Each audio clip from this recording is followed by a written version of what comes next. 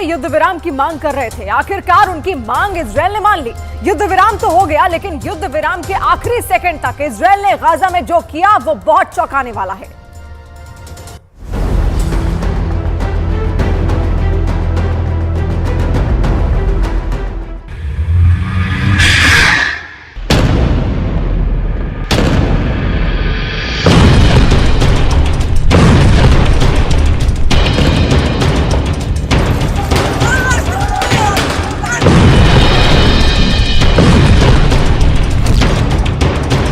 युद्ध विराम के बावजूद गाजा के खतरनाक हालातों में अभी भी कोई कमी नजर नहीं आ रही है।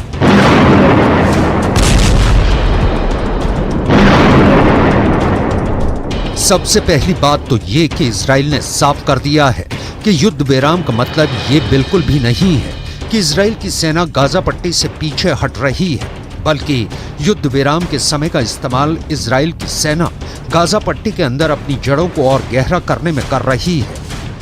फिलिस्तीन के अखबारों के मुताबिक गाजा पट्टी के अंदर इजराइल ने जैसे ही युद्ध विराम के प्रस्ताव को स्वीकार किया, वैसे ही अचानक हमले बहुत तेज कर दिए।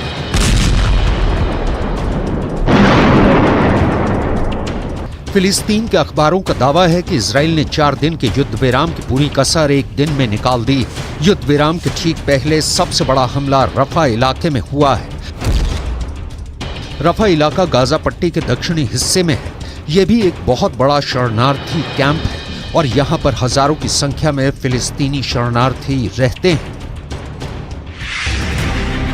दक्षिणी गाजा के इस रफा इलाके में उत्तर गाजा से लाखों की संख्या में फिलिस्तीनी भाग कर आ गए हैं। ऐसी स्थिति में रफा का जनसंख्या घनत्व बहुत ज्यादा बढ़ चुका है और इतने खतरनाक हालातों में इजराइल के लड़ाकू विमान यहाँ पर बहुत तगड़ी एयर स्ट्राइक कर चुके हैं।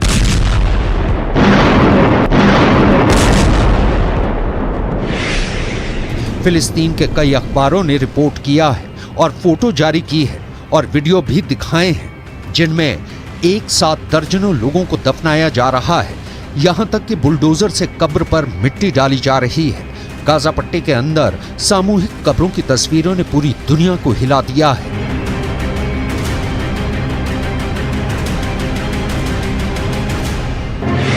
फिलिस्तीन के कुद्स न्यूज नेटवर्क ने कुछ ऐसे वीडियो पोस्ट किए हैं जो बहुत ज्यादा दिल दहला देने वाले हैं। वीडियो में दिखाया जा रहा है कि एक फिलिस्तीनी महिला अपने बच्चों के नाम पुकार रही है। मलबे के सामने खड़े होकर यह महिला अपने बच्चों को बुला रही है।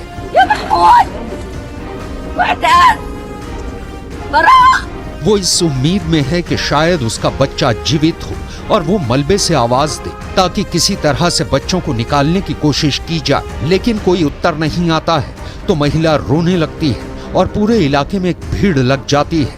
गाजा का ऐसा बुरा हाल है और उस पर गाजा के अंदर बारिश भी शुरू हो चुकी है। एक ऐसा वीडियो सामने आया है जहां पर गाजा की एक नागरिक किसी तरह अपने आप को बारिश से बचाने की कोशिश कर रही है। ये लड़की रोते हुए नजर आ रही है। फिर भी इजराइल के प्रधानमंत्री बेन्यामिन नेतन्याहू सीज फायर बिल्कुल भी नहीं चाहते थे। इसका प्रमाण हमास के प्रवक्ता ओसामा हमदान का बयान है। हमास ने कहा है कि 10 दिन पहले ही बंधकों की अदला बदली को लेकर शर्तें तय हो गई थी, लेकिन नेतन्याहू ने इसकी मंजूरी देने में 10 दिन लगा दिए। इतना ही नहीं, इजराइल इस कदर आक्रामक है कि इजराइल की डिफेंस फोर्स ने कहा है कि युद्ध विराम को मानना इजराइल के लिए कोई बाध्यता या कोई मजबूरी नहीं है, और अगर ऐसी परिस्थितियों का निर्माण होता है जो कि इजराइल के खिलाफ हालात बनते हैं तो युद्ध विराम को किसी भी वक्त तोड़ा जा सकता है।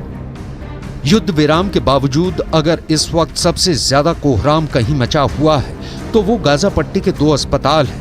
पहला तो इंडोनेशियाई अस्पताल और दूसरा अल शिफा अस्पताल। फिलिस्तीन के अखबारों का दावा है कि इंडोनेशियाई अस्पताल से 65 लाशें निकली हैं और सैकड़ों की संख्या में लोग यहां पर घायल हुए हैं। यही नहीं, इजराइल का दावा है कि अल शिफा अस्पताल के अंदर इस तरह की सुरंगों का नेटवर्क लगातार मिल रहा है। इन्हीं सुरंगों को सबूत मानकर इजराइल डिफेंस फोर्स ने अल शिफा अस्पताल के निदेशक को गिरफ्तार कर लिया है। अल शिफा के निदेशक से लगातार पूछताछ की जा रही है। इजराइल अल शिफा अस्पताल को हमास का हेडक्वार्टर मानकर लगातार कार्रवाई कर रहा है। प्रोपेगेंडा करने में माहिर इजराइल डिफेंस फोर्स ने अल शिफा अस्पताल के अंदर मिली एक सुरंग को बार बार अलग अलग सैनिकों के माध्यम से वीडियो रिकॉर्डिंग पर लाया है और इन रिकॉर्डिंग्स को लगातार दुनिया के सामने रख रहे हैं। इजराइल डिफेंस फोर्स की एक महिला कमांडर माशा खुद अल शिफा अस्पताल की सुरंग के अंदर गईं और माशा ने वहां पर बिल्कुल अंधेरी और डरावनी सुरंग के बारे में दुनिया को बताया। माशा ने सुरंग से गुजरते हुए ऐसे कमरे दिखाए जहां पर एसी लगे हुए थे, जहां पर कई कमरे बने हुए थे और वॉशरूम भी था।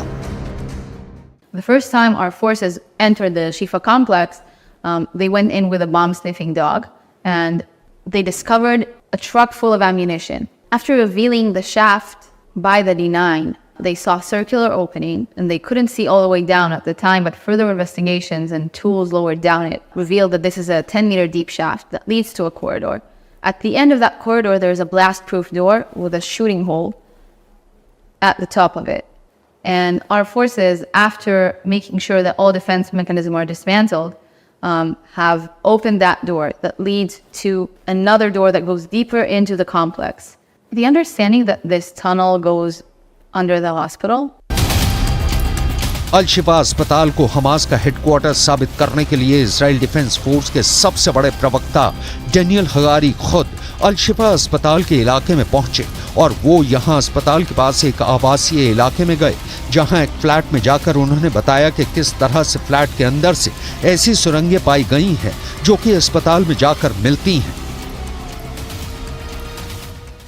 Going down into the tunnel that we saw outside the Shifa hospital. And this direction also brings us to areas which is different from the Shifa hospital, meaning one direction goes to the Shifa hospital, other directions go to different places, different location where the terrorists can move using the safe haven, the human shield of the hospital.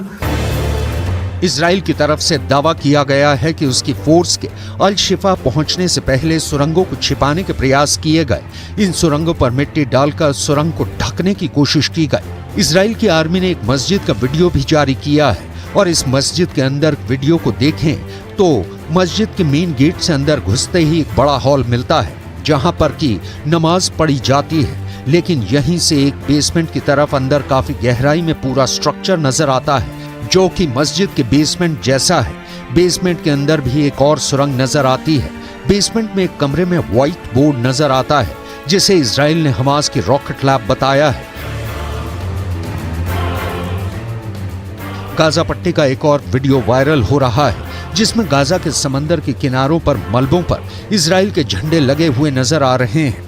Israel ने बहुत ही रणनीति से अब इस बात का प्रचार करना शुरू किया है कि लेबनान बॉर्डर पर हिजबुल्लाह बहुत तेज हमले कर रहा है।